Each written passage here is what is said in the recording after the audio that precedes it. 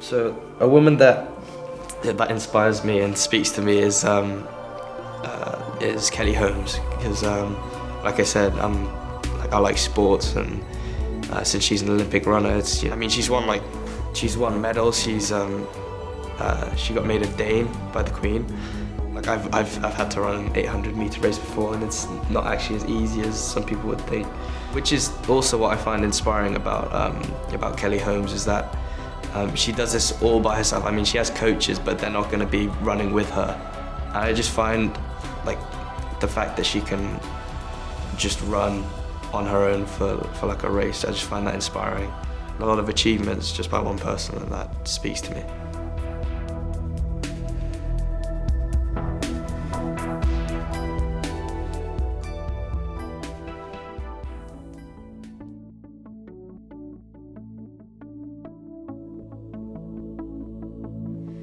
I would say ballerinas inspire me because they are strong, they are flexible. Lots of ballet dancers have started from being like toddlers. I started from being around 8 years old, so I was a bit older. But from doing it like from so young, they'll have grown to love it. And I think the most inspiring thing about ballerinas is how strong they are and how flexible they are. Especially when they're on point, they can get like bunions and their toes will bleed, and they are hurting themselves while they do it, and they're doing it to provide entertainment. For me personally, ballet dancers inspire me because I feel free to be myself, and no one will really judge me, and that's just quite inspiring to me.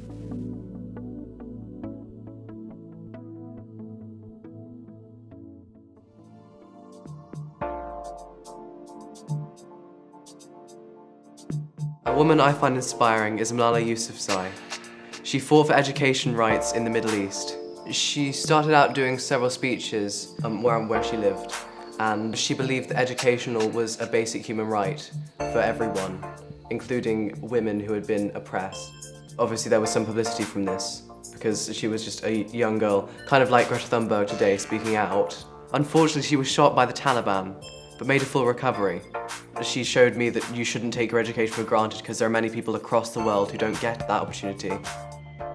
Some qualities that describe Malala are intelligent, brave, hardworking, and resilient.